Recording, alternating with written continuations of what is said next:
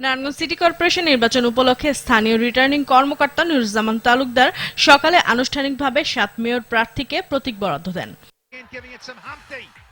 এর মধ্যে আওয়ামী লীগ দলীয় প্রার্থী সাবেক মেয়র ও জেলা আওয়ামী লীগের সহসভাপতি ডাক্তার সেলিনা হায়াত আইভি পেয়েছেন নৌকা, আর বিএনপির প্রার্থী জেলা আইনজীবী সমিতির সাবেক সভাপতি অ্যাডভোকেট শাখাওয়াত হোসেন খানকে দেয়া হয়েছে ধানের প্রতীক। এছাড়া বিপ্লবী ওয়ার্কার্স পার্টির প্রার্থী মাহবুবুর রহমান ইসমাইলকে কোদাল, এলডিপির কামাল প্রধানকে ছাতা, কল্যাণ পার্টির রাশেদ ফেরদৌসকে হাতঘড়ি, ইসলামী শাসনতন্ত্র আন্দোলন বাংলাদেশের প্রার্থী মাসুম বিল্লাহকে হাত পাখা ও ইসলামী ঐক্যজোটের মুফতি ইজহারুল হককে মিনার প্রতীক দেওয়া হয়েছে। যে নারায়ণগঞ্জের মানুষ দলমত নির্বিশেষে সকলে মিলে এই নৌকা প্রতীককে জয়যুক্ত করে নারায়ণগঞ্জকে উন্নয়ন করার জন্য আমাকে আবার পুনরায় তারা সুযোগটা করে দিবে। বাংলাদেশের মানুষের আশা আকাঙ্ক্ষার যে প্রতীক, যে মানুষের ভালোবাসার প্রতীক, ধানের শীষ প্রতীক, এইমাত্র আমরা রিটার্নিং অফিসার নুরুজ্জামান সাহেব কাছ থেকে আমরা নিলাম। নারায়ণগঞ্জ সিটি কর্পোরেশনে ১ জন মেয়র এবং ২৭ জন কাউন্সিলর এবং ৯ জন সংরক্ষিত কাউন্সিলর পদে নির্বাচন হবে।